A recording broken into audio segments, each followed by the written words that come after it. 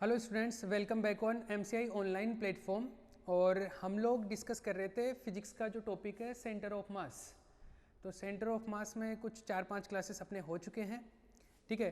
तो जो डायरेक्ट ये वीडियो देख रहा है तो मैं उनको ये सजेस्ट करूँगा कि पहले के जो इनिशियल 4-5 वीडियोस जो हो चुके हैं और जो चैनल पे अपलोडेड है पहले उनको कवर करें, अदरवाइज डायरेक्टली ये समझ में नहीं आएगा।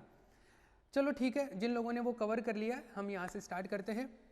तो देखो हमने लास्ट लेक्चर में क्या किया, पहले मैं 30 सेकंड में वो एक्सप्लेन कर देता हूँ, फिर हम लोग आगे टॉपिक को कंटिन्यू करेंगे। हम लोग सेंटर ऑफ मास पढ़ रहे थे और सेंटर ऑफ मास के अंदर कॉन्टिन्यूस मास डिस्ट्रीब्यूशन का डिस्कशन किया। कॉन्टिन्यूस मास डिस्ट्रीब्यूशन में भी हमने लास्ट जो क्लास थी उसके अंदर रोड के बारे में, या हम ये बोले कि एक अपने पास में वायर है, मतलब मास जो है वो लेंथ वाइज अगर डिस्ट्रीब्यूटेड है तो उसका सेंटर ऑफ मास कैसे कैलकुलेट करते हैं, उसके लिए कुछ हमने डेरिवेशन किया था। और एक एग्जांपल मैंने आपको घर से करने के लिए भी दिया था। देखो इसके अंदर ये बताया था मैंने कि अगर आपके पास में सेंटर ऑफ मास पता करना है एक रोड का या एक वायर का, तो आप क्या करो, एक स्मॉल एलिमेंट कट कर लो। एक स्मॉल एलिमेंट जिसकी थिकनेस या जो इसकी जो लेंथ है, थिकनेस नहीं, उसकी जो लेंथ है वो dx कंसीडर कर लो, इसका मास है dm हो जाएगा। और फिर ये x डिस्टेंस पे एक ओरिजिन लेके x डिस्टेंस पे ये सब कुछ करना है, और इसके लिए सेंटर ऑफ मास का ये पैटर्न रहता है। उससे हम लोगों ने कैलकुलेट किया था। अगर लेमडा मतलब मास डेंसिटी या लीनियर मास डेंसिटी, अगर वो कांस्टेंट रहता है तो वो इंटीग्रेशन से बाहर आ जाता है, और अगर कांस्टेंट नहीं रहता है तो वो इंटीग्रेशन के अंदर रहता है, और उसकी वैल्यू पुट करके हम लोग इंटीग्रेट करके वैल्यूज कैलकुलेट करते हैं। ये हमारा पैटर्न था, हमारा तरीका था। तो इसमें हमने ये किया था, देखो जब लेमडा कांस्टेंट रहता है तो कैलकुलेशन बहुत आसान हो जाती है, और जो सेंटर ऑफ मास होता है बिल्कुल मिडिल में मिल जाता है। जैसे इस पहले एग्जांपल में हमारे को सेंटर ऑफ मास बिल्कुल मिडिल में मिल गया था। हमारा जो आंसर आया था वो L/2 था, है ना, जो वायर था उसके बिल्कुल बीच में। लेकिन जब लेमडा जो है वो वेरिएबल होता है, जैसे हमने सेकंड एग्जांपल में लिया था लेमडा इक्वल टू 2x, मतलब लेमडा x पर डिपेंड कर रहा है। लेमडा किस पे डिपेंड कर रहा है? लेमडा अगर x पे डिपेंड कर रहा है तो ये लेमडा कांस्टेंट नहीं है, और कांस्टेंट नहीं है तो यहाँ पे देखो इंटीग्रेशन में अब लेमडा को हम लोग कॉमन नहीं ले सकते थे, कॉमन नहीं ले सकते तो लेमडा बाहर नहीं आएगा, लेमडा की वैल्यू पुट करनी पड़ेगी, और जो है L/2 नहीं आएगा सेंटर ऑफ मास, मतलब बीच में मिड पॉइंट पे नहीं मिलेगा, कहीं और मिलेगा, वो हमने कैलकुलेट कर लिया था। इसी टाइप का एक और एग्जाम्पल मैंने शायद आपको ये दिया था, आपको ट्राई करना था, आई होप आपने ट्राई किया होगा, ठीक है। फिर इसी लेंथ से, मतलब रोड वाले जो पैटर्न था उसी को हमने एक डिफरेंट तरीके से भी कैलकुलेट किया था, मल्टीपल रोड्स सेट करके। जैसे इसमें एक रोड अगर हमने ऐसे ले लिया और एक ऐसे ले लिया 37 डिग्री के एंगल पे या कुछ और एंगल पे भी, तो क्या होगा, हमने ऐसा रेक्टेंगुलर शेप में भी पुट किया था इस टाइप से इनका सेंटर ऑफ मास। तो इस तरीके से हमने एक वैरायटी की थी। अब आज कुछ नई चीज़ डिस्कस करते हैं। देखो कुछ फॉर्मूलेशन बताऊंगा, कुछ फॉर्मूले बताऊंगा, वो तो आपको ध्यान रखना है, तो वो तो मैं अभी आपको आइडिया बता दूंगा कैसे क्या होने वाले हैं। बाकी उसके अलावा कुछ चीज़ें ध्यान भी रखनी पड़ेगी। देखो अगर आपके पास में सिमेट्रिक मास डिस्ट्रीब्यूशन है, सिमेट्रिक मास डिस्ट्रीब्यूशन, तो इसका जो सेंटर ऑफ मास होता है वो इजीली मिल जाता है। सिमेट्रिक मास डिस्ट्रीब्यूशन कैसे? जैसे अगर आपके पास में, अगर ये एक वायर है, एक रोड बोल देता हूँ मैं, तो रोड है, अगर आपके पास में एक, इसका सेंटर ऑफ मास की बात करें तो इसका सेंटर ऑफ मास मिलता है बिल्कुल बीच में। सेंटर ऑफ मास अगर ये L लेंथ है, अगर ये L लेंथ है तो सेंटर ऑफ मास इस तरफ से, ये अगर लेंथ L है तो सेंटर ऑफ मास मिलेगा यहाँ पे, मतलब ये सेंटर ऑफ मास है। करेक्ट है, ये पता रहता है, ये हम फाइंड आउट कर सकते हैं इजीली, इसमें कोई बड़ा टास्क नहीं है अपने पास में, है ना। इसके अलावा अगर आपके पास में अगर एक स्क्वायर है, अगर आपके पास में एक स्क्वायर है, अगर मान लो ये भी L लेंथ का है या ये है A लेंथ का, ये है आपके पास में A लेंथ का, तो आपके पास में ये क्या हो गया, स्क्वायर। तो अगर ये स्क्वायर है या स्क्वायर शीट भी हो सकती है, मतलब पूरा एक स्क्वायर शीट, एक पेपर ले लो, इसका सेंटर ऑफ मास बताना हो तो इसका सेंटर ऑफ मास कहाँ पे मिलेगा, इसका जो डायगोनल है उसका जो इंटरसेक्शन पॉइंट है यहाँ पे, मतलब जैसे अगर मैं यहाँ से बात करूँ तो इधर से भी मिड पॉइंट पे है ये, और ऊपर जाने पे भी मिड पॉइंट पे है, मतलब अगर इसको ओरिजिन कंसिडर कर लूँ तो इस ओरिजिन से ये A/2 डिस्टेंस इधर और A/2 डिस्टेंस इधर, मतलब इसको ओरिजिन लेके बात करूँ तो इसके कोऑर्डिनेट आएंगे A/2, A/2। ये सिंपली मैं बोल दूँ कि इसका जो सेंटर ऑफ मास है इसका जो सेंटर ऑफ मास है वो यहाँ पे मिलने वाला है, ये इसका COM है। कोई प्रॉब्लम? ठीक है। दूसरा, अगर मैं मान लो रेक्टेंगल की बात करूँ, आपके पास में अगर मान लो एक रेक्टेंगल है, अगर आपके पास में एक रेक्टेंगल है ऐसा है, अगर मैं इसकी बात करूँ तो इसका सेंटर ऑफ मास कहाँ मिलेगा? अगर इसमें एक डायगोनल ये, एक डायगोनल ये, तो इसका सेंटर ऑफ मास भी कहाँ मिलेगा? इनके डायगोनल के इंटरसेक्शन पे। जैसे मान लो अगर ये A है और अगर ये आपके पास में है B, तो इसका जो सेंटर ऑफ मास मिलेगा कहाँ पे मिलेगा? इन दोनों के इंटरसेक्शन पे मिलेगा। इन दोनों के इंटरसेक्शन पे मिलेगा मतलब यहाँ से A/2 की डिस्टेंस पे, यहाँ से B/2 की डिस्टेंस पे, यही होगा। तो इधर से A/2 डिस्टेंस, इधर से B/2 डिस्टेंस, तो इन दोनों के इंटरसेक्शन पे यहाँ पे सेंटर ऑफ मास मिलेगा। ये इसका COM है। तो आप मेजर कहाँ से करना चाहते हो वहाँ से कर लेना, बाकी आपको पता है कि लोकेशन जो है सेंटर ऑफ मास की वो यहाँ पे है। डन? ओके। इसी तरीके से अगर मेरे पास में और भी कोई सिमेट्रिक बॉडीज है, जैसे है आपके पास में मान लो कि एक स्फीयर है, क्या है आपके पास में? स्फीयर है। 3D ज्योमेट्रीज नहीं है क्या अपने पास में? ठीक है, कोई बात नहीं। अगर आपके पास में एक स्फीयर है, ये है, एक दूसरा स्फीयर है, ये है, मान लो ये है आपके पास में होलो स्फीयर। होलो, ये मान लो सॉलिड स्फीयर तो समझते हो, जैसे बॉल है, ये खाली बॉल है, मतलब अंदर कुछ भी नहीं है ना, होलो बोलते हैं इसको। और ये सॉलिड, ये पूरा भरा हुआ बॉल है, जैसे तरबूज हो गया सपोज, स्फेरिकल फॉर्म का।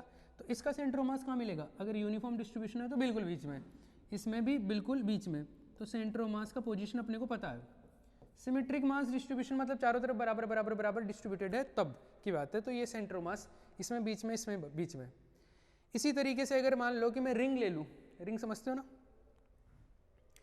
तो इसको आप कॉपी कर लेना पॉज करके, मैं आगे वाले पे चलता हूँ। अगर मान लो आपके पास में एक रिंग है, ये रिंग है, मान लो ये 2 डायमेंशनल है, रिंग तो समझते हो ऐसा, बिल्कुल। तो ये रिंग है, इसका सेंटर ऑफ मास भी कहाँ पे मिलेगा? बीच में। अगर डिस्क है आपके पास में, डिस्क, ये डिस्क है मान लो, डिस्क CD डिस्क जैसा, इसका भी सेंटर ऑफ मास कहाँ मिलेगा? बीच में मिलेगा। ये COM है इसका, ये डिस्क है। डिस्क पूरा भरा हुआ रहता है, रिंग में केवल बाउंड्री होती है। रिंग में क्या होता है? ओनली बाउंड्री होती है, और डिस्क क्या होता है? पूरा भरा हुआ रहता है अंदर से, है ना। तो ये रिंग है, ये डिस्क है, इसका भी सेंटर ऑफ मास बीच में, इसका भी सेंटर ऑफ मास बीच में। एक अगर मैं सिलेंडर ले लूँ, क्या ले लिया जाए? अगर सिलेंडर, ये सिलेंडर है, अगर इसका सेंटर ऑफ मास, ये देखो डायग्राम थोड़ा अच्छा नहीं बना होगा, बाकी अगर मान लो इसकी हाइट है h और यूनिफॉर्म मास का डिस्ट्रीब्यूशन है, तो इसका जो ये एक्सेस होता है, इसके बीच में मिलेगा centre of mass. Centre of mass कहाँ मिलेगा? इसके बिल्कुल बीच में। तो ये सेंटर ऑफ मास इसका ये है, ठीक है। तो इस तरीके से अगर हमारे पास में मास डिस्ट्रीब्यूशन कैसा है? सिमेट्रिक है, जो भी बॉडी है उसमें सिमेट्रिकली डिस्ट्रीब्यूटेड है मास। तो सेंटर ऑफ मास जनरली कहाँ पे मिलता है?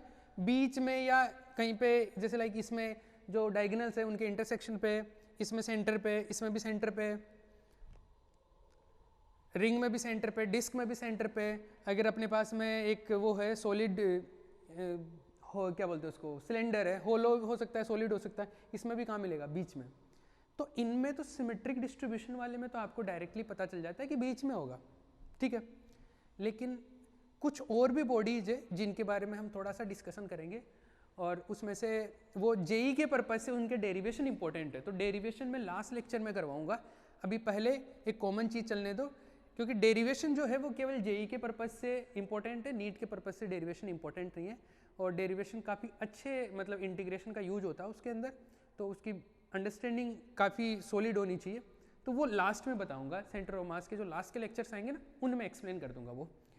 पहले आप कॉमन चीज़ समझिए। अब देखो, ये तो आ गया आपके पास में, जैसे सॉलिड मतलब फुल रिंग है कंप्लीट, ये भी फुल डिस्क है, इनका सेंटर ऑफ मास आप पता कर सकते हो, मतलब डायरेक्ट कि बीच में मिलता है। लेकिन मैं आपसे ये पूछूं कि अगर रिंग जो है पूरा नहीं है, ऐसे कंप्लीट नहीं है, मान लो आधा ही पार्ट है, आधा गायब है, आधा क्या है आपके पास में, अगर मान लो गायब है, गायब कैसे? जैसे मान लो ये वाला पार्ट आपके, ओह ये तो पूरा गायब हो गया, अगर मान लो आपके पास में रिंग जो है ये आधा पार्ट है, आधा पार्ट जो है नीचे वाला वो हटा दिया, रिंग इतना ही है, इसका सेंटर ऑफ मास पता करना है। तो इसका सेंटर ऑफ मास कैसे पता किया जाए? रिंग है ना ये, मास डिस्ट्रीब्यूशन कुछ ऐसा है। आप मेरे को थोड़ा सा एक आइडिया बताइए सोच के कि अगर आपके पास में रिंग है ऐसा, तो इसका सेंटर ऑफ मास कहाँ मिलना चाहिए, मतलब कहाँ पे बीच पॉइंट कहाँ पे हो सकता है इसका बीच वाला पॉइंट मतलब सेंटर ऑफ मास की बात कर रहा हूँ मैं। तो इसका सेंटर ऑफ मास जो होता है, अगर मान लो ये इसका ओरिजिन ले लूँ मैं इसका, तो सेंटर ऑफ मास यहाँ से कुछ हाइट पे मिलेगा। सेंटर ऑफ मास कहाँ मिलेगा? यहाँ से कुछ हाइट पे। जैसे मान लो मैं ये बोल दूँ कि सेंटर ऑफ मास मिलेगा मुझे यहाँ पर, y of centre of mass, मतलब y कोऑर्डिनेट, क्योंकि x एक्सिस पे नहीं है, कहाँ पे? y पे। आप इसको चाहो तो y बोल लो, z बोल लो, x बोल लो, कुछ भी बोल लो। अभी मैं इसको y एक्सिस पे कंसिडर कर रहा हूँ, तो इसका सेंटर ऑफ मास कहाँ पे मिलेगा? मुझे y पे मिलेगा। तो y पे कहीं ना कहीं मिलेगा, वो एग्जैक्टली कहाँ पे मिलता है उस चीज़ का जो डेरिवेशन है मैं बताऊँगा आपको कब? लास्ट में। यही मैं बता रहा था कि इसके डेरिवेशन में कहाँ बताऊँगा? लास्ट में। लेकिन अगर ये आ जाए तो इसके क्वेश्चंस तो हम दूसरे तरीके से भी बनते हैं, केवल डेरिवेशन ही थोड़ा ना पूछेगा। रेयर चांस होता है कि डेरिवेशन पूछे, मतलब क्योंकि डेरिवेशन क्यों पूछेगा? डेरिवेशन का आंसर तो बच्चा रट लेता है। अगर सब्जेक्टिव पेपर होता तब तो डेरिवेशन पूछे, लेकिन डेरिवेशन में थोड़ा सा वेरिएशन करके पूछा जा सकता है। तो एग्जैक्ट ये डेरिवेशन कभी नहीं पूछेगा, जेईई में भी अगर पूछेगा तो वो कुछ और पूछेगा जिसमें वेरिएशन कर देगा मास डिस्ट्रीब्यूशन में। खैर जो भी है, पर इसका डेरिवेशन हम बाद में पढ़ेंगे। लेकिन अभी मैं ये बात करूँ, ये रिंग है, कैसा रिंग है? ये सेमी है, सेमी मतलब हाफ रिंग। इसका मुझे सेंटर ऑफ मास बताना है तो कहाँ है? ऊपर है, थोड़ा सा ऊपर। ऊपर कौन सी जगह पे, कहाँ पर है? इसका मैं भी फॉर्मूला बता दूंगा आपको, वो लिखने हैं। ऐसे अगर आपके पास में डिस्क आ जाए, ऐसे डिस्क भी कैसा? आधा डिस्क, सेमी डिस्क, इसका सेंटर ऑफ मास आपको बताना है। तो इसका सेंटर ऑफ मास कहाँ पे मिलेगा? कुछ यहाँ से देखो, ये मान लो x एक्सिस है, ये y एक्सिस है, तो इसके इस तरफ और इसके इस तरफ मास यूनिफॉर्मली डिस्ट्रीब्यूटेड है। तो इसका मतलब है कि ना तो इधर मिलेगा ना इधर मिलेगा, इसी एक्सिस के ऊपर, इसी लाइन के ऊपर सेंटर ऑफ मास कहीं ना कहीं मिलेगा। तो कहाँ पे मिलेगा? तो थोड़ा ऊपर जाके कहीं ना कहीं मिलेगा, वो y सेंटर ऑफ मास जो आएगा, y कोऑर्डिनेट, वो हम कैलकुलेट करेंगे जब डेरिवेशन करेंगे। लेकिन अभी मैं इसके कुछ फॉर्मूले बता रहा हूँ। तो इस तरीके से हमारे पास में किसका? सेमी रिंग का, सेमी डिस्क का। अपने पास में अगर आधा स्फेयर ले लूँ, एक स्फेयर को आधा कट कर लूँ और उसका सेंटर ऑफ मास बताना। फुल का तो सब जानते हैं कि बीच में मिल जाएगा, लेकिन आधा हो तो, और आधा भी अगर होलो हो, मतलब खाली हो अंदर से, या फिर सॉलिड हो, पूरा भरा हुआ हो, तो कैसे कैसे क्या पोजीशन होती है, तो उसके कुछ फॉर्मूले हैं। अभी फिलहाल के लिए आपको ये लिख लेने हैं। मैंने कुछ यहाँ पे डाल रखे ताकि आपका टाइम खराब ना हो। देखो, सेमी सर्कुलर रिंग जो होता है उसका सेंटर ऑफ मास इस पॉइंट से ऊपर y हाइट पे मिलता है, और ये y हाइट कितना है? 2r by pi. r तो क्या रेडियस होता है, तो यहां से 2r बाई पाई हाइट पे सेंटर ऑफ मास मिलेगा इस आधी रिंग का। सेमी सर्कुलर रिंग बोल रहे हैं, आधी रिंग है ना। इधर अगर सेमी सर्कुलर डिस्क है, डिस्क का मतलब समझते हो ना, एक पूरा सर्कुलर एक प्लेट है डिस्क फॉर्म में, या डीवीडी वाला ड्राइवर जो आता है ना डिस्क, उसका आधा कट कर लो तो वो जो डिस्क है ये मतलब ये पूरा भरा हुआ मटेरियल रहता है इसके अंदर, ये पूरा भरा हुआ। तो इसमें अगर सेंटर ऑफ मास बताना हो तो इसके इस पॉइंट से ऊपर की तरफ सेंटर ऑफ मास कितनी हाइट पे? 4r बाई 3 पाई पे। इतनी हाइट पे इसमें मिलता है, और इसमें कितनी हाइट पे मिलता है? इतनी हाइट पे मिलता है। ये जनरल फॉर्मूला क्या बताया, इसको भी आप साथ में नोट कर लेना, इस पर भी मैं क्वेश्चन कराऊंगा, इसका क्या मीनिंग है ये भी समझ में आ जाएगा। करेक्ट? चलिए दूसरा, अगर मैं बात करूं आपके पास में है हेमिस्फेयर, तो हेमिस्फेयर के लिए अगर होलो है, खाली अगर आधा बोल है, आधा बोल खाली है होलो, तो इसका अगर कैलकुलेट करना सेंटर ऑफ मास, तो इसका सेंटर ऑफ मास आता r बाई 2 पे, मतलब इस पॉइंट से r बाई 2 हाइट पे, रेडियस का आधा, और इसका जो हाइट है वो 3r बाई 8 है। अगर कौन की बात करूँ, कौन जानते हो ना, सॉफ्टी, तो सॉफ्टी अगर खाली है, होलो है, उसमें कुछ भी नहीं भरा हुआ मसाला, तो वो खाली है, खाली का जो सेंटर ऑफ मास है वो h बाई 3 है। h क्या है? इस कोन का हाइट है, अगर इस कोन का हाइट h है टोटल, तो इस h का h/3 कहाँ से, इधर से h/3, इधर से h/3 हाइट पे रहेगा सेंटर ऑफ मास। हो सकता है आपको इधर से भी पूछ ले, अगर मैं इस बेस से बात करूँ तो h/3 है, अगर इस वर्टेज से बात करूँ यहाँ से, देख टोटल h है, टोटल कितना है, कैपिटल H। अगर ये h/3 है तो ये कितना बच गया, 2h/3। तो अगर मैं बेस से याद रख लूँ h/3, तो आपको वर्टेक्स से पूछ ले तो भी कितना आ जाएगा आपके पास में, h - h/3 कर देना, मतलब 2h/3। अरे बात समझ में आ रही ना। ये कुछ ध्यान रखने वाली बातें हैं, इनको मैं डिराइव करके लास्ट लेक्चर्स के अंदर एक्सप्लेन कर दूंगा, जो भी काम की चीज़ें हैं उनको, जो भी रिक्वायर्ड है। तो ये h/3 है यहाँ से बेस से, और इसका बेस से कितना है, h/4। अगर बेस से h/4 हो गया तो यहाँ से इस वर्टेक्स से कितनी नीचे है, ये यहाँ पे भी कितना है, ये कैपिटल H। वर्टेक्स से कितना हुआ, यहाँ से h/4 है तो इधर से कितना हो गया, 3h/4। अरे समझ में आ रहा है ना, h में से h/4 माइनस कर लो। तो ये कुछ पॉइंट्स है जिनको आपको कॉपी कर लेना वो है और याद रखना है, क्योंकि ये काम में आएंगे अपने, इनको डायरेक्टली हम यूज करेंगे। अभी मैं बताऊंगा कि कैसे कैसे इस्तेमाल करते हैं, ठीक है। चलिए अब कुछ क्वेश्चंस की बात करते हैं। ये मैंने ये भी बताया कि ये कुछ फॉर्मूला है, general formula, semi circular ring type में जो है ना, उस टाइप के क्वेश्चंस के लिए। और ये क्या है, सेमी सर्कुलर डिस्क टाइप के कुछ जो क्वेश्चंस होते हैं उनके लिए एक जनरल फॉर्मूला है। ये फॉर्मूला भी आप ध्यान रखें। अब इनका कैसे इस्तेमाल करना है आइए मैं बताता हूँ। चलिए क्वेश्चंस की बारी है। जब तक क्वेश्चन नहीं करते तब तक कोई अंडरस्टैंडिंग नहीं आती है, वो खाली अभी लिखना था आपको, है ना, रट लेना उसको। तो आओ भैया देखो क्या है, अगर मैं आपसे पूछूं सिंपल कि एक रिंग है आपके पास में, ये इसका मास है कैपिटल M, इसका सेंटर ऑफ मास बताओ। तो सेंटर ऑफ मास तो कि सर अभी अभी हमने पढ़ा है कि O से ये जो हाइट होती है, मान लो इसका सेंटर ऑफ मास है इतनी हाइट पे, और ये अगर इसकी रेडियस R है, ये जो रिंग है सेमी सर्कुलर, इसकी रिंग R है, तो ये YCOM है, और YCOM है वो है 2R/π, करेक्ट। एक सेकेंड,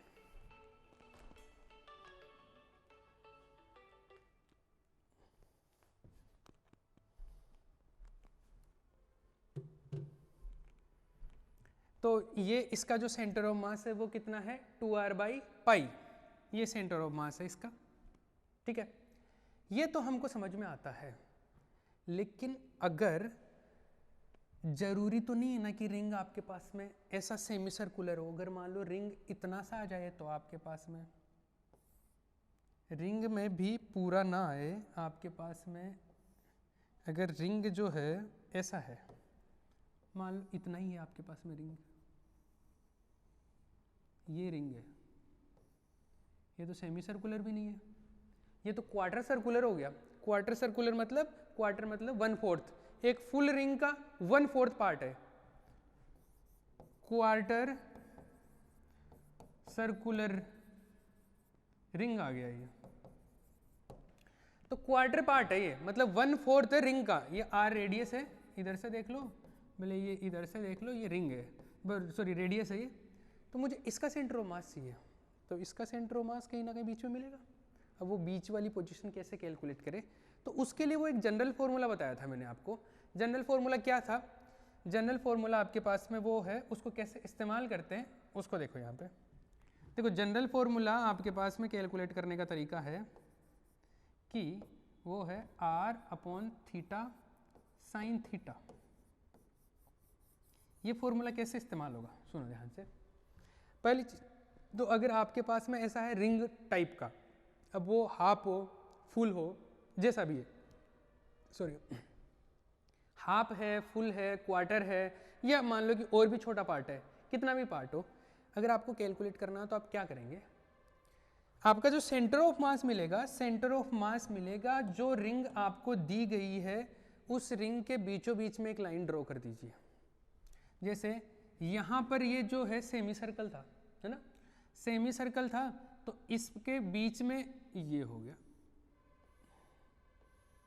ये सेंटर ऑफ मास मिलेगा इस एक्सिस के ऊपर। जैसे ये है, ये सेमी सर्कुलर रिंग है, इसका अगर सेंटर ऑफ मास पूछना हो मेरे को, तो इसका कहाँ पे मिलेगा, इसका मिलेगा इसके बिल्कुल बीचों बीच में, मतलब इधर से भी 45 डिग्री, इधर से 45 डिग्री, ऐसे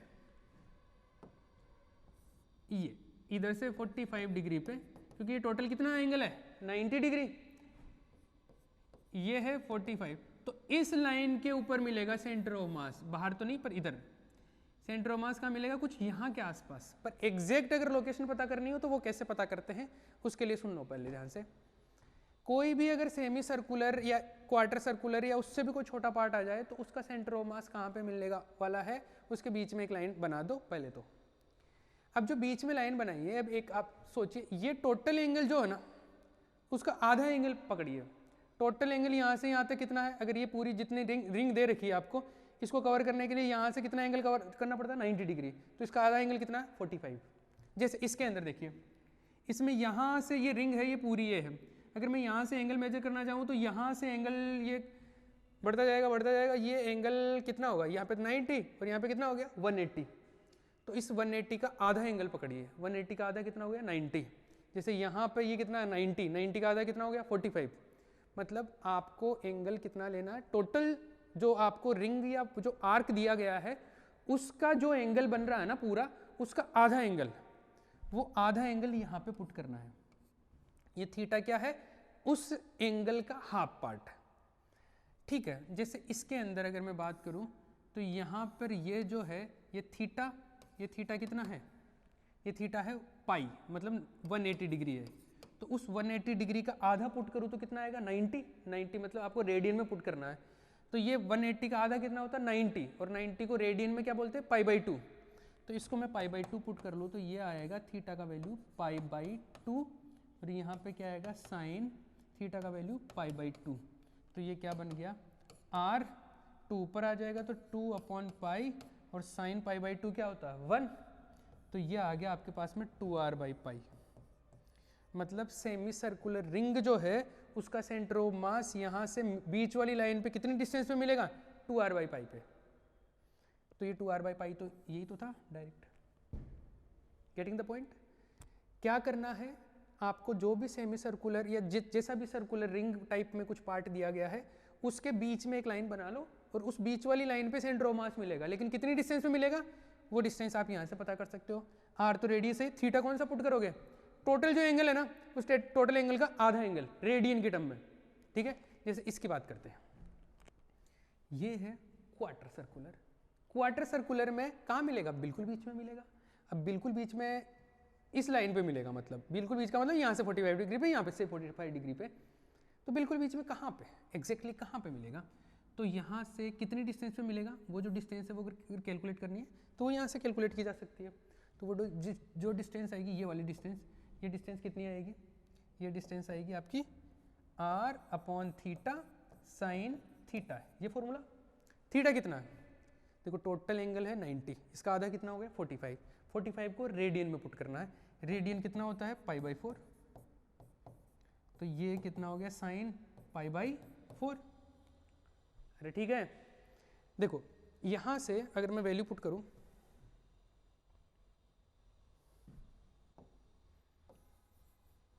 ये आ गया 4r/π, और साइन π/4 साइन 45 कितना होता है 45 होता है 1/√2। ये 4 को अगर मैं यहाँ से रेशनलाइज कर लूँ तो ये 4 और √2 को कैंसिल आउट करूँ तो ये हो गया 2√2r/π। ये इधर से इतनी डिस्टेंस है, किस तरफ से, ये जो लेंथ है ना वो आ गई आपके पास में। ये अगर आप कोऑर्डिनेट कैलकुलेट करना चाहो तो इसके कंपोनेंट भी ले सकते हो, नहीं समझे। अगर मेरे को पूछा गया था क्या कि ये जो रिंग है आपके पास में,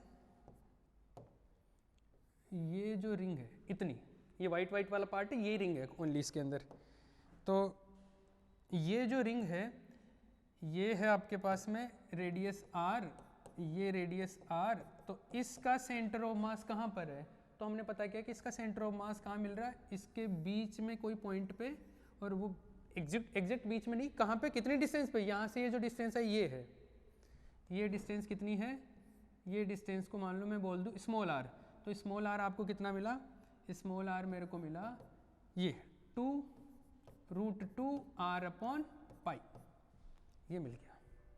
ठीक है, अब अगर इसके भी कोऑर्डिनेट पता करना चाहो, सेंटर ऑफ मास की पोजीशन लोकेशन तो पता चल गई कि यहाँ से इतनी डिस्टेंस पे है। अगर आपको इसका X coordinate Y coordinate calculate करना चाहो तो कर लो, जैसे हम पहले किया करते थे। पहले बहुत सारे क्वेश्चंस में ऐसे किया है। यहाँ से क्योंकि एंगल पता है आपको 45 डिग्री, तो इस आर का इधर कॉम्पोनेंट निकालोगे ये, तो ये एक्स, ये जो कॉम्पोनेंट है ये एक्स कॉम्पोनेंट है, और ये जो हाइट है ये वाई हाइट है, तो आप एक्स और वाई पता कर सकते हो।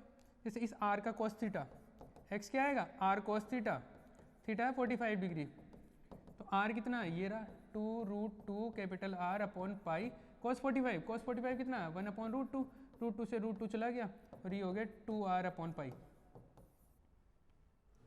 ठीक है, तो 2r/पाई इस तरफ, और y कोऑर्डिनेट निकालो। y कोऑर्डिनेट क्या आएगा, r का साइन, r साइन 45 डिग्री, तो r साइन 45 कितना होगा, r देखो कितना है, ये रहा 2√2 r/पाई, ये भी 1/√2, तो √2 से √2 चला गया, ये क्या हो गया 2r/पाई। तो इसका तो x कोऑर्डिनेट भी 2r/पाई आया, y कोऑर्डिनेट भी कितना है 2r/पाई, मतलब यहाँ से ये कुछ इतनी डिस्टेंस पे मिलेगा कि x कोऑर्डिनेट भी 2r/पाई आएगा सेंटर ऑफ मास का, और y कोऑर्डिनेट भी 2r/पाई मिलेगा। अरे क्लियर है। तो अगर आपके पास में कोई रिंग वाली फॉर्म अगर मिल जाए, रिंग की फॉर्म, भले वो कंप्लीट रिंग हो, आधी रिंग हो, अगर क्वार्टर हो, या कोई भी एंगल की भी हो, तो उसका सेंटर ऑफ मास कैलकुलेट करना आपके लिए आसान हो गया।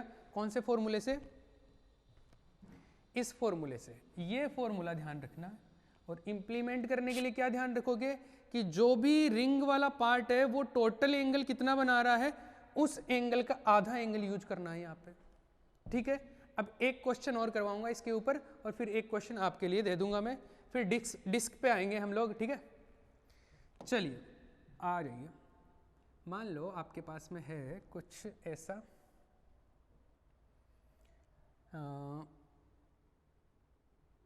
रिंग है,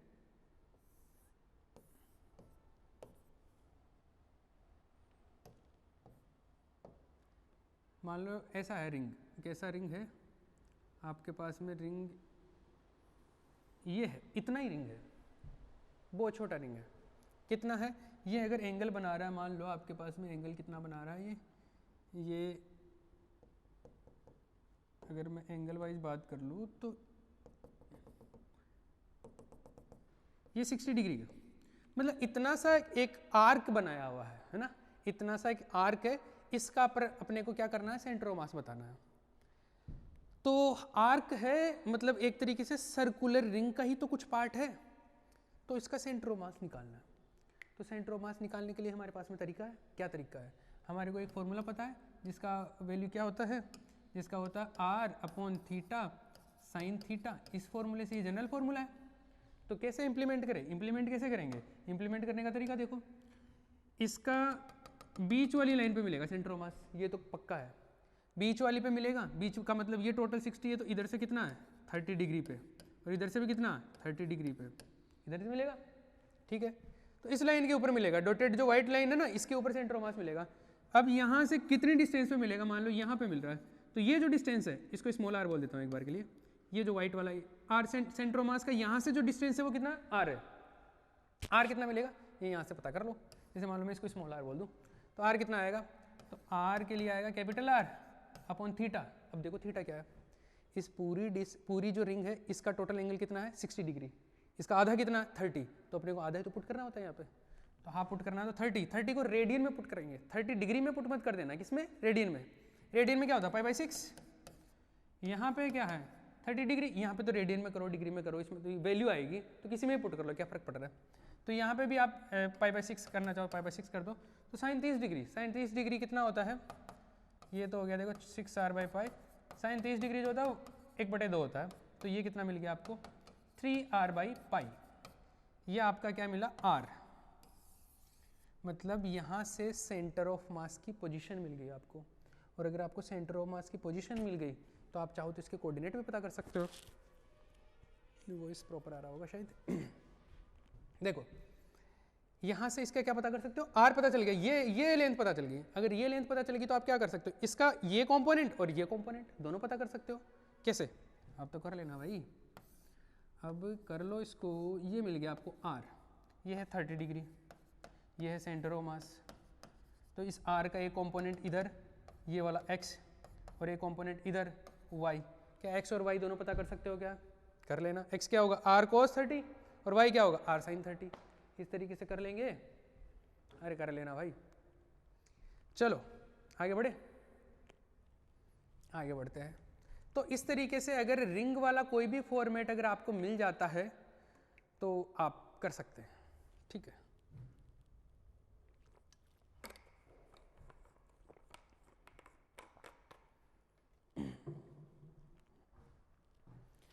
देखो डिस्क वाला अप्लाई करते हैं, डिस्क वाला, डिस्क वाले के लिए हम बात करते हैं। अच्छा, मैंने आपको एक क्वेश्चन देना था ना, ये क्वेश्चन कर लेना। क्या क्वेश्चन करोगे? आपके पास क्वेश्चन है ऐसा, आपको सेंटर ऑफ मास पता करना है इसका। किसका? अगर आपके पास में एक ये रिंग की शेप में पार्ट है, लेकिन ये पूरा रिंग नहीं बना हुआ, ये आर्क बना हुआ है यहाँ से यहाँ तक का, इतना है। इसकी रेडियस तो आपको पता ही है, आर है। रेडियस कितनी है? रेडियस तो आर है, रेडियस आर है। और ये जो एंगल है ना, ये जो एंगल है, ये यहाँ से एंगल है 120 डिग्री। तो मुझे क्या करना है? मुझे पता करना है coordinates of centre of mass, x coordinate और वाई कोऑर्डिनेट। पहले आर पता कर लेना और उसके हिसाब से आप क्या पता कर लोगे? कोऑर्डिनेट्स पता कर लेना, ठीक है। चलिए भाई आगे बढ़ते हैं। अब डिस्क का, आओ disc, discussion on disc, discussion on disc.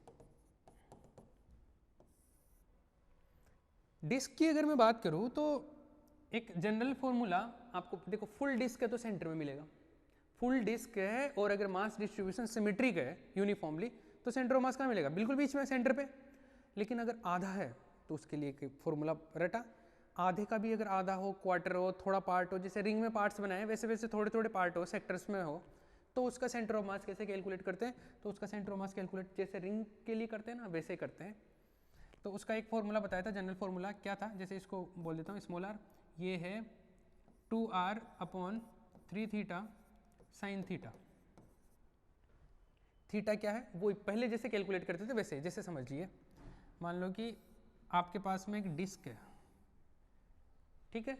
ये डिस्क पूरा क्या होता है? ऐसे एक टुकड़ा है, एक प्लेट, एक राउंड शेप की खाना खाने वाली प्लेट है, उसका आधा टुकड़ा काट दो तो वो जो आधा बच गया, आधा चांद है ना, मून जैसा, ये है इसका सेंटर ऑफ मास बताना आपने को। तो इसका सेंटर ऑफ मास जो है इसका, तो खैर मैंने आपको डायरेक्ट ही फॉर्मूला बता दिया है। इसका तो क्या बता रखा है? डायरेक्ट फॉर्मूला बता रखा, 4r/3 पाई। ये जो है सेंटर ऑफ मास यहाँ पे मिलेगा, और इसका जो हाइट है ये सेंटर ऑफ मास का, ये y, तो ये कितना है? y आपको मिल रहा है 4r/3 पाई, ठीक है। लेकिन ये कहाँ से मिल रहा है? इस फॉर्मूले से कैलकुलेट कर सकते हो। देखो कैसे, ये पूरा डिस्क है, तो अगर मैं यहाँ से चलना चालू करूँ तो ये पूरा डिस्क कवर करने के लिए मुझे कितना एंगल कवर करना पड़ेगा? ये इतना एंगल, कितना? इतना। ये एंगल कितना है? 180 है क्या? 180 मतलब पाई एंगल है।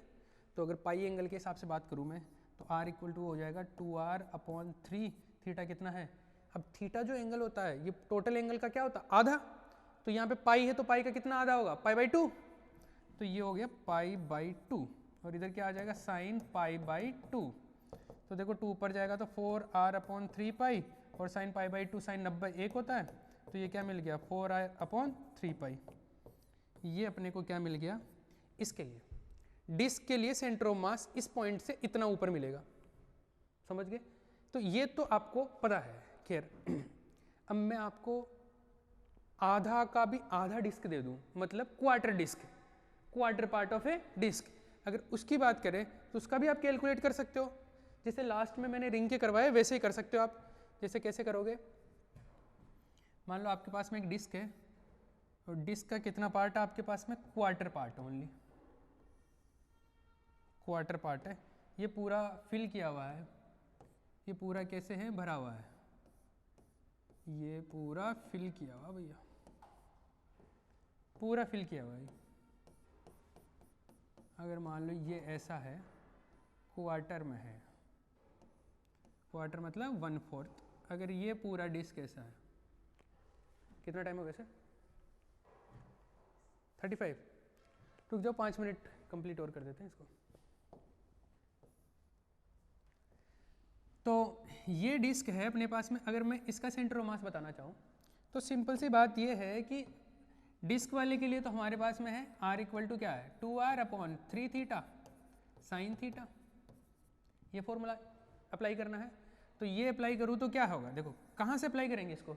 सबसे पहले तो ये मान लो x एक्सिस है, ये क्या है अपने पास में y एक्सिस, तो ये मिलेगा कहाँ पे, ये बीच में मिलता है, जैसे रिंग में किया था वैसे ही। इन दोनों के कहाँ मिलेगा, बिल्कुल बीच में, बिल्कुल बीच में, इस लाइन के ऊपर, बिल्कुल बीच में, मतलब यहाँ से 45 डिग्री पे, इधर से भी कितने पे है, 45 डिग्री पे है। सेंटर ऑफ मास कहाँ मिलेगा, मान लो ये यहाँ पे स्मॉल r डिस्टेंस पे, और मिलेगा कितना, इस फॉर्मूले से निकाल लो। फॉर्मूले में देखो वैल्यू पुट करो, r तो r रेडियस है, थीटा क्या है, थीटा टोटल एंगल जो है ना इसको कवर करने के लिए, जैसे यहाँ पे टोटल एंगल कितना है, π/2 90 डिग्री, तो 90 का आधा है क्या, थीटा तो आधा ही होता है, तो थीटा कितना हो गया 45, 45 को रेडियन में π/4, तो रखो 2r/3, थीटा का वैल्यू क्या रखेंगे π/4, इधर भी क्या होगा साइन π/4, तो देखो ये क्या आ जाएगा, ऊपर जाएगा तो 8r/3 और साइन π/4 कितना होता है, साइन π/4 होता है 1/√2, तो ये जो भी आएगा इसको कैलकुलेट कर लेंगे। देखो ये 4 × 2 से ये कैंसिल आउट होगा, तो 4√2r/3, ये हमारे पास में r मिला। r मतलब ये डिस्टेंस, अगर आपको कोऑर्डिनेट पता करने हैं तो इसका x कोऑर्डिनेट, इसका x कंपोनेंट, इसका y कंपोनेंट पता करके क्या आप पता कर सकते हैं क्या। तो इस टाइप के क्वेश्चंस आप लगा सकते हैं। तो मैंने अभी मोस्टली मेजर जो पार्ट बताया वो किसका बताया, अगर एक रिंग की शेप में कोई भी कट किया हुआ पार्ट आ जाए, वो कितनी भी डिग्री का आ जाए, या अगर डिस्क का है, डिस्क का कट किया हुआ कोई भी कितना भी पार्ट आ जाए, आधा आ जाए, आधे का भी आधा आ जाए, या उसका भी कुछ पार्ट आ जाए, तो क्या आप कर सकते हैं, कर लेंगे ना, तो कर लेना भैया। तो ये फॉर्मूला एक जनरल फॉर्मूला याद रख लेना, और वो दूसरा वाला एक रिंग वाला एक डिस्क वाला, दोनों फॉर्मूले आप याद रख सकते हो, करेक्ट। चलिए और किस टाइप के क्वेश्चंस बनते हैं, और भी वैरायटी बनती है। मैं एक क्वेश्चन और करवा देता हूँ ताकि आज की लेक्चर फिर फिनिश कर देंगे, फिर नेक्स्ट क्लास के अंदर इससे रिलेटेड बस क्वेश्चंस और करेंगे, फिर motion of centre of mass पे, केवीटी पे, उन पे बात करेंगे। देखो एक क्वेश्चन और करो, देखो मल्टीपल अगर आपके पास में ऑब्जेक्ट्स को मिला के अगर एक वो बना दिया जाए, क्या एक ज्योमेट्री बनाई जाए, तो उसका सेंटर ऑफ मास कैसे पता करें, कैसे, जैसे मान लो आपके पास में है एक, ये है स्क्वायर शीट, क्या है, स्क्वायर शीट है ये स्क्वायर शीट है, फुल स्क्वायर शीट, इसका ये है डिस्टेंस, ये है 2 मीटर, और ये भी कितना है 2 मीटर, डन। एक हमने क्या किया, यहाँ पे एक बनाया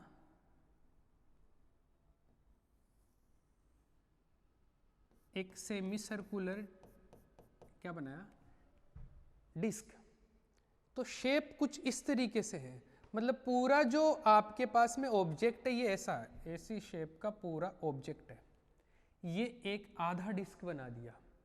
आधा डिस्क बनाने का मतलब है इसका भी सपोज कुछ मास है कैपिटल M, और अगर इसकी मैं रेडियस की बात करूं तो इसकी रेडियस है मान लो कितनी, पाई, इसकी रेडियस कितनी है,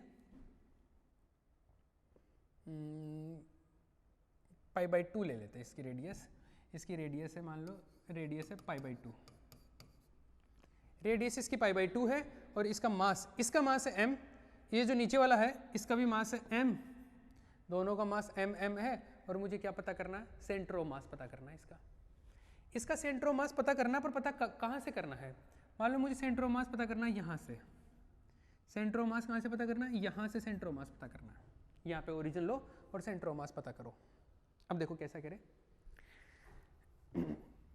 इसका सेंटर ऑफ मास पता करने के लिए जैसे पहले हमने सीखा था इस लेक्चर से पहले वाले लेक्चर में कि बड़े ऑब्जेक्ट को छोटे पॉइंट पार्टिकल कंसीडर करके कैसे, ये पूरा एक अपने पास में एक क्या है स्क्वायर शीट का सेंटर ऑफ मास मुझे पता है सिमेट्रिक वाले में, अभी मैंने थोड़ी देर पहले स्टार्टिंग की क्लास में बताया था। तो क्लास स्टार्ट हुई तो बताया था कि इसका सेंटर ऑफ मास कहाँ मिलेगा, बिल्कुल बीच में मिलेगा।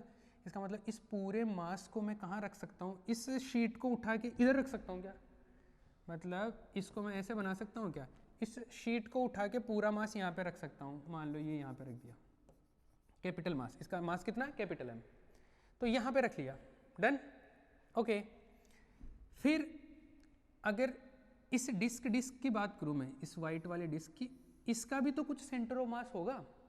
जैसे इसके सेंटर ऑफ मास की बात करें तो इसका सेंटर ऑफ मास इस पॉइंट से कुछ हाइट पे मिलता था अपने को, याद है आपको, अभी थोड़ी देर पहले किया था। इसका कुछ हाइट पे था, यहाँ से ये कितनी हाइट है, ये हाइट है अपने पास में कितनी, ये थी 4r/3π, इतनी हाइट पे मिला था डिस्क का, याद है क्या।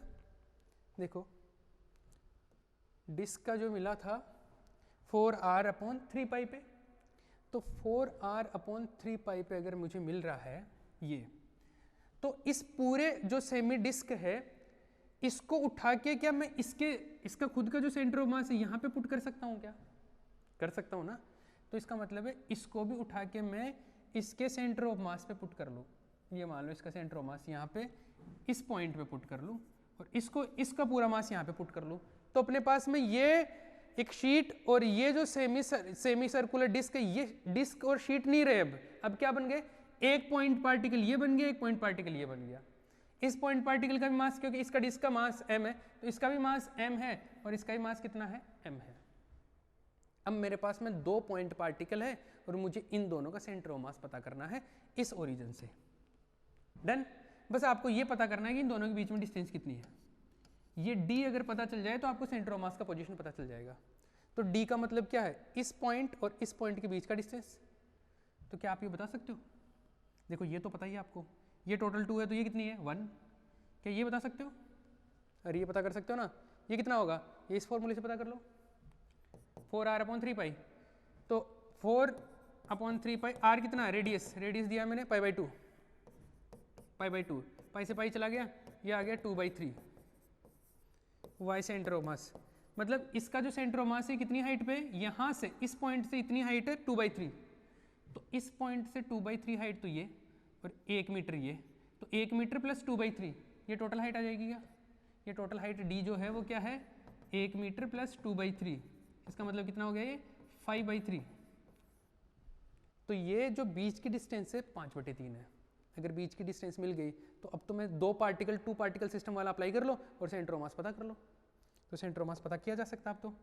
अब जैसे मैं यहाँ से सेंटर ऑफ मास मान लो यहाँ पे आ रहा COM, इस पॉइंट से पता करना है, मान लो ये y या x डिस्टेंस है, ये x पता करना है, या अब तो देखो ये भी m है ये भी m है, तो बिल्कुल बीच में मिलेगा क्या, अरे 2 पार्टिकल वाले में भी दोनों के मास बराबर होते हैं, बिल्कुल बीच में मिलता है, ये भी m है ये भी m है, तो बिल्कुल बीच में मिल जाएगा।